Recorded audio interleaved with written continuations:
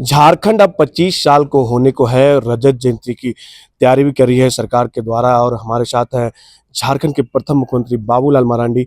उनसे ही जानेंगे जो 25 साल का झारखंड आखिर कितना बदला और क्या होनी चाहिए विकास को लेकर। बाद आदिवासी की क्या स्थिति पहले जो थी क्या वो अभी भी है। सबसे पहले बाबूलाल जी, यंग भारत में आपको बहुत बहुत स्वागत है। क्या लगता है कि जो झारखंड 25 साल के हो गए हैं, क्या बदला हुआ है? चले भाई, सबसे पहले तो आपके दर्शकों को हमारे ओर से बहुत बहुत बधाई है। पहली बात तो हमें इस बात को समझना चाहिए कि झारखंड किन सवालों को लेकर के अलग राज्य बना। तो हमारी समझ से दो तीन कारण है। पहला तो लोगों को लगता था कि भाई, लगता नहीं था कि बल्कि जो वास्तविकता था, जब हम बिहार में साथ में थे तो राजनीतिक रूप से इस क्षेत्र के नेताओं को या विधायकों को जो स्थान मिलना चाहिए था वो नहीं मिल पाता था। इक्के दुक्के कोई मंत्री बनते तो वो भी या तो फॉरेस्ट या एक्साइज के ऐसे करके। और दूसरा, लगता था कि भाई सरकारी जो महकमे में भी कर्मचारी हुआ करते हैं, चाहे मास्टर हो चाहे डॉक्टर हो या और भी क्षेत्रों में जो ऑफिसों में लोग काम करते हैं, तो वहाँ भी पर्याप्त प्रतिनिधित्व दिखता नहीं था। ये दो बड़े महत्वपूर्ण कारण लोगों को लगता था कि अगर अलग राज्य बनेगी तो राजनीतिक रूप से भी और सरकारी तंत्र में हमें पर्याप्त अवसर मिलेगा। तो मैं कह सकता हूं कि जब झारखंड अलग राज्य बना तो ये जो मुख्य लोगों के सामने दिलो दिमाग में थी वो एक प्रकार से उसी दिन पूरा हो गया जब अलग झारखंड राज्य बना। अलग झारखंड राज्य बना तो अलग राज्य बना तो यहाँ यहीं पर सरकार बनने लगी, यहीं के लोग ही मुख्यमंत्री बने, मंत्री बने। आज आप सरकारी दफ्तरों में भी देखेंगे बीडीओ है, सीओ है, थानेदार है, तो आपको झारखंड मूल के लोग आपको बड़ी तादाद में आप दिखाई पड़ेंगे। तो हम ये कहते हैं कि प्रथम जो लोगों को, जिन कारणों से लोगों को एक लड़ाई होती थी कि अलग झारखंड राज्य होना चाहिए, तो मैं समझता हूँ कि ये काम पूरा। अब उसके बाद जो विकास की जो बातें हैं, तो विकास के लिए जैसे पहले गांव में सड़कें नहीं हुआ करता था, बिजली नहीं होता था, यानी जिसको कह सकते हैं आवागमन की काफ़ी कठिनाई हुआ करती थी। तो आज मैं कह सकता हूँ झारखंड बनने के बाद आवागमन की भी काफ़ी सुविधाएं उपलब्ध हुई है। गांव तक सड़कें भी पहुंची है, घरों में बिजली भी है। ये ठीक है, कई जगहों पर अभी भी बचा हुआ है, लेकिन अधिकांश स्थानों पर कीचड़ भले होता होगा, लेकिन आने जाने के लिए नदी नाला में भी आप अधिकांश स्थानों पर पुल बन गया है। कुछ कुछ जगहों पर अभी भी जरूरत है काम करने की। फिर तीसरा जो एक बड़ी समस्या थी झारखंड में, वो नक्सलवाद की थी। झारखंड जब नहीं बना था, जब बिहार एक साथ था, तो मैं कहूँगा कि यहाँ समानांतर सरकार चलती थी। नए ग्रामीण अंचलों में, खास करके जो जंगल के क्षेत्रों में, उन्हें वहाँ उग्रवादियों की ही सरकार चलती थी। उनके बिना आदेश के कोई डेवलपमेंट वर्क भी नहीं होता था, और बल्कि एक प्रकार से चाहे सरकारी कर्मचारी हो, ठेकेदार हो या अच्छे बड़े जो किसान भी हो, तो सबों से वो लोग एक प्रकार से लेवी भी वसूल करते थे। तो उनके एक समानांतर सरकार थी। तो मैं ये कह सकता हूँ झारखंड बनने के बाद उसमें भी काफ़ी कमी आई। अब तो भारत सरकार ने उस दिशा में काफ़ी प्रयास किया है, और मैं कह सकता हूँ आप कुछ एक क्षेत्रों में बहुत कम क्षेत्र बचे हैं जो आज उग्रवाद से प्रभावित है, यानी उसको कह सकते हैं कि इलाका एक प्रकार से मार्जिनलाइज हो गया, और थोड़े दिनों के बाद शायद वो भी ठीक हो जाएगी। बाबूलाल जी, आदिवासी की स्थिति पर अगर हम आते हैं तो आपके पार्टी और आप में लगातार डेमोग्राफी की बात करते हैं, बदलाव हो रहा है, चंपई सोरेन इस बात को उठाते हैं। लेकिन झारखंड में भी, कैसे राजधानी रांची में भी इस तरह की बातें आ रही है, कई शिकायतें आ रही है कि आदिवासियों की संख्या तो कम हो रही है, लेकिन उन्हें धर्मांतरण किया जा रहा है, ईसाई बना जा रहा है। अगर बात करें चांद गाँव की बात करेंगे, दुलमी गाँव की बात करें, थाने में शिकायत की जा रही है लेकिन सुनी नहीं जा रही। क्या ये लग रहा है? नहीं, देखिए, मैंने आपको पहले भी मैंने कहा है, बार-बार मैं कहता भी हूँ, डेमोग्राफी में एक प्रकार से काफ़ी परिवर्तन हो रहा है और उसमें से एक तो घुसपैठिया है, बांग्लादेशी है, रोहिंग्या मुसलमान है और झारखंड में आए।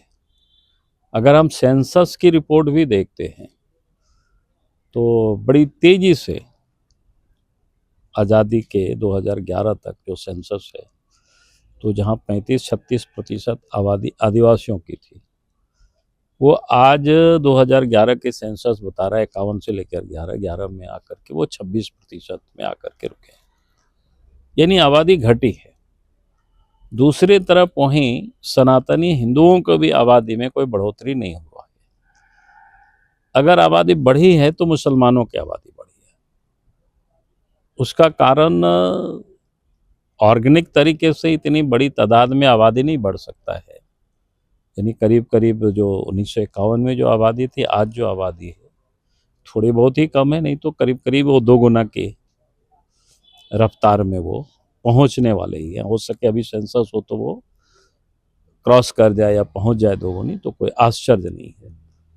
तो ये उनकी एक आबादी। हाँ, आदिवासी के क्षेत्रों में धर्मांतरण का भी बड़ी काम चला है और आज भी इस प्रकार की, जैसे कहीं लोभ दे करके, कहीं लालच दे करके, कहीं पर अखबारों में किसी दिन पढ़ रहे थे वो चंगाई सभा को लेकर के तो कि भाई, ये इशारा किस ओर है? क्या तो सरकार प्रशासन की नहीं, की ओर वो मिली भगत हो रहा प्रशासन है? को देखना चाहिए जहाँ पर इस प्रकार से अगर कोई भी अंधविश्वास फैला रहे हैं, क्योंकि आपने देखा होगा डाइन भूत, इस प्रकार की जो प्रथा थी गाँव में, तो उसको बहुत हद तक कम किया गया, मिनिमाइज किया गया कि भाई आज गांव में इस प्रकार के खुलेआम उसके प्रचलन नहीं होता है। अगर कहीं कोई शिकायतें आती है तो लोग तुरंत थाना जाते हैं, केस करते हैं और पुलिस एक्शन में आती है।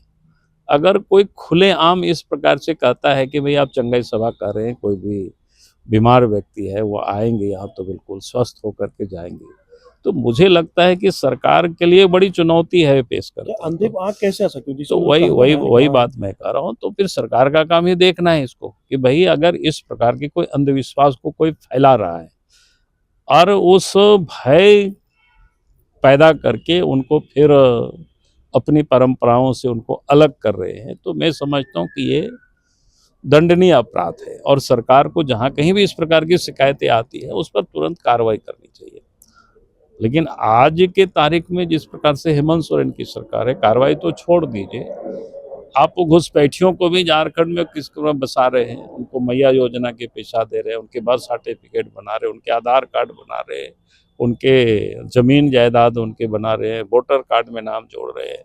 अभी आपने देखा कि जब एसआईआर की घोषणा हुई, भारत सरकार इलेक्शन कमीशन जब एसआईआर करे बिहार में हुआ था, तो काफ़ी हंगामा हुआ। यहाँ तक कि राहुल गांधी कैसे उसके वो लेकर के वोट चोरी, तो क्या क्या है मनगढ़ंत अभी भी देख रहे हैं बंगाल में, या यहाँ भी देखे होंगे झारखंड की विधानसभा में कैसे पिछले सत्र में लोगों ने एसआईआर को लेकर के हंगामा किया। तो ये आप समझ सकते हो कि उस सरकार से, यानी वोट बैंक के खातिर अंधविश्वास को बढ़ावा देना, वोट बैंक के खातिर घुसपैठियों को बढ़ावा देना, तो ये गलत है और सरकार को इस पर संज्ञान लेना चाहिए, नहीं तो ये समाज को नुकसान पहुंचाएगा। बाबूलाल जब आते हैं घाटशिला उपचुनाव को लेकर, इस बार आप लोगों ने बहुत मेहनत किया, 5 पूर्व मुख्यमंत्री, आपके कई विधायक, पूर्व विधायक, क्या लगता है इस बार वहाँ का हवा या फिजा बदलने वाला है? नहीं, मैं कहूँगा कि हम लोग हर चुनाव में ही मेहनत करते हैं, क्योंकि जनरल इलेक्शन होता है तो सामान्यतः सब लोग सब जगहों पर नहीं जा पाते हैं, कुछ कुछ लोग कहीं कहीं जाते हैं, उस समय तय हो जाता है कि हाँ वो जाएंगे, वहाँ ये जाएंगे, इस प्रकार से। और जब उपचुनाव होता है तो सामान्यतः जितना भी पार्टी के हमारे कार्यकर्ता है, जिनकी वहाँ के कार्यकर्ता जो काम करते हैं उनको महसूस होता है नहीं इनको भी आना चाहिए यहाँ पर, तो वो सारे लोगों को हम लोग बुलाते हैं और जाते भी हैं लोग। और इसलिए आप कहें घाटशिला में ही हम लोगों ने मेहनत किया, बाकी फिजा जगह हम लोग बदलेगी लगा मेहनत, निश्चित रूप से मैं कह सकता हूँ, क्योंकि जितना हम सब ने वहाँ, हमारे कार्यकर्ता ने जितना काम किया है, जो मेहनत किया है और जो कुछ भी सूचनाएं आ रही है, तो हमने कहा कि भाई इस बार निश्चित रूप से आश्चर्यजनक जो परिणाम दिखाई पड़ेगा। बाबूलाल जी, बिहार विधानसभा चुनाव के 8 से 9 एग्जिट पोल ऐसे हैं जो आप लोग को फिर से सत्ता में वापस ला रही है, लेकिन कई लोग कह रहे हैं कि नहीं, ये तो हवा भाई, जिस प्रकार झारखंड में दिखाया गया था एग्जिट पोल, उस तरह बिहार में होगा। झारखंड में अपोजिट जैसे हुआ था, यहाँ पे 60 सीटें बीजेपी को दिखाया जा रहा था, उस तरह वहाँ पे 180 203 तक दिखाया जा रहा है बीजेपी को। इसको लेके क्या लगता है एग्जिट पोल देखिए, को पहली लेकर? बात तो मैं कहूँगा कि बिहार विधानसभा के चुनाव, अगर आप इस बार के चुनाव देखें या पहले के भी चुनाव देखें, अब वोट आखिर लोग देते हैं, उसका अपना एक मतदाता की अपनी सोच होती है, विचार होती है। जो कि आप देखें कि भाई कोई कारण नहीं देखता है जो महागठबंधन को लोग वोट देंगे। आपने देखे होंगे कि चाहे राहुल गांधी का भाषण हो, चाहे तेजस्वी का भाषण हो, जो मुख्य नेता तो वही थे। भाई पिछले उनके माँ बाप की जो सरकार 15 वर्षों तक चली, एक भी उपलब्धि लोगों को गिना नहीं पा रहे थे कि आगे हम हर घर को रोजगार देंगे, इस प्रकार की। भाई आखिर कौन इस बात पर आपको विश्वास करेगा? आप बताते ना कि भाई हमारे माँ बाप 15 वर्षों तक बिहार में सरकार चलाई तो ये काम किया। कहीं भी अगर एक भी कोई स्टिक दिखा दीजिए कि तेजस्वी ने कहा हो, राहुल गांधी ने कहा हो। और एनडीए गठबंधन जब चुनाव के मैदान में गई तो सब बता रहे हैं कि भाई इन 20 वर्षों में नीतीश जी ने क्या काम किया, इन 11 वर्षों में देश की प्रधानमंत्री नरेंद्र मोदी जी ने क्या काम किया, उन 6 वर्षों में अटल बिहारी वाजपेयी जी ने क्या काम किया। वो बिल्कुल आईने की तरह है, लोग देख रहे हैं। वो जिसकी बड़ी ढोंग लगाते हैं बार बार कि सामाजिक न्याय की, वास्तव में अगर सामाजिक न्याय के लिए किसी ने कोई काम किया तो मैं कहूंगा कि इस देश में नीतीश कुमार जी ने काम किया। बिहार में पिछड़ों में अति पिछड़ों को जगह देना, उनके विकास के लिए योजनाएं बनाना, दलितों में अति दलितों को जगह देना, उनके लिए विकास की योजना बनाना, महिलाओं को स्थानीय निकाय में 50% स्थान रिजर्व करना। ये पहली दफा देश के अंदर में नीतीश जी ने क्या महिलाओं के सशक्तिकरण के लिए, महिलाओं को 35% सिपाही में बहाली के लिए जगह उनके लिए आरक्षित करना, ये कब साधारण बातें नहीं है। इसी प्रकार से तो लोग अपलिफ्ट होते हैं कि भाई आप सिर्फ कहेंगे कि हमारी पत्नी, हमारे बच्चे, हमारी बेटी वही एमएलए एमपी बनेंगे और बाकी शेष समाज के लोग कुछ भी नहीं मिलेगा, तो आपने क्या किया? आपके पास तो कुछ कहने को भी नहीं है। आज मैं डंके की चोट पे कह रहा हूं कि भाई नीतीश कुमार जी ने सामाजिक न्याय के अगर असली जिसको बोलते हैं वर्क करके धरती पर दिखाया है तो वो नीतीश कुमार ने कहा, उनके पास कहने को भी है। आज जो बिहार में 2000 के पहले तो हम लोग भी साथ में थे साहब, गांव में बिजली नहीं हुआ करता था, आने जाने की सड़कें नहीं हुआ करता था। आप बिहार में जा करके देखिए, गंगा नदी में पहले 7 पुल था, तो नीतीश जी के मुख्यमंत्री बनने के बाद और 7 पुल बन के तैयार हो गया और 7 पुल बन रहा है निर्मल नदी में। यानी कैसी लोगों के जीवन में सुविधाएं हो सकता है। एनडीए सरकार ने पूर्णिया की हवाई अड्डा, दरभंगा के हवाई अड्डा, यानी कनेक्टिविटी, रेल की कनेक्टिविटी, हवाई कनेक्टिविटी, रोड कनेक्टिविटी जिस प्रकार से बिहार में हुआ है वो अद्भुत है साहब। बाबूलाल जी, तो अगर एग्जिट पोल सही होता, क्या होता, राहुल गांधी जो एसआईआर का मुद्दा लगातार बिहार में घूम घूम के प्रचार करे, तो क्या फ्लॉप लगता है, फ्लॉप हो जाएगा? यानी तो फिर झारखंड में उस मुद्दे को फिर से लाया जाएगा? देखिए, पहली बात तो मैं कहूंगा कि आप लोग शायद इसको गलत दिशा में बहस करते हो। मेरा तो कहना है राहुल गांधी को ये पूछना चाहिए, आप तो उनके पास आप लोगों को जा करके, भाई आप 2 फेज में बिहार का चुनाव संपन्न हो गया, अगर कोई मतदाता छूटे होते तो पोलिंग बूथ पर पहुंचते कि साहब हम देखिए वोटर है, मेरा मतदाता सूची में नाम नहीं है। तो आज तक जो पहला चुनाव हो गया कब, 6 तारीख को, किसी भी कोई भी व्यक्ति नहीं आया सामने कि हमारा मतदाता सूची से मेरा नाम को काटा गया। कल भी 11 तारीख को चुनाव संपन्न हुआ, आज तक मैं मीडिया में देख रहा हूं, अखबार भी मैं पढ़ा सवेरे, और जितना भी टेलीविजन में बहस वगैरह कुछ होता है जगह तो आई है हमारे चैनल में, कुछ जहानाबाद से, कुछ जगह अरे भाई राहुल गांधी अपवाद में एक आध उठो होता होगा, वो तो हम लोगों के यहाँ भी छूटता है, सब जगह होता है।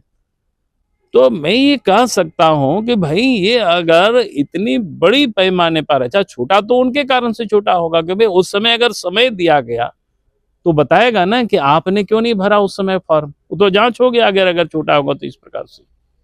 तो राहुल गांधी की सवालों का जवाब तो बिहार की जनता ने इस चुनाव में दे चुका है।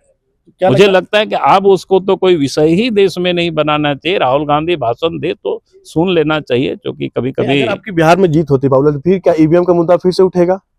ईवीएम चोरी, वोट चोरी।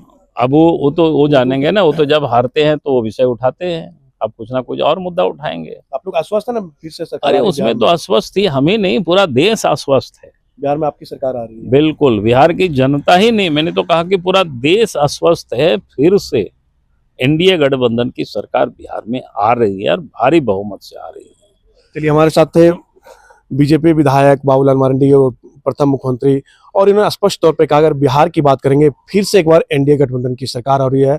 और सबसे इन्होंने इंपॉर्टेंट बात कहा है कि घाटशिला उपचुनाव में इस बार कहीं ना कहीं परिवर्तन होगा, लेकिन देखना होगा कि 14 तारीख को रिजल्ट आएंगे, उसके बाद ही आखिर पता चल पाएगा आखिर बिहार में एनडीए की सरकार आती है या इंडिया गठबंधन की, और घाटशिला में किन की जीत होती है ये देखने वाली बात होगी। सहयोगी निहित के साथ मनीष झा, रांची।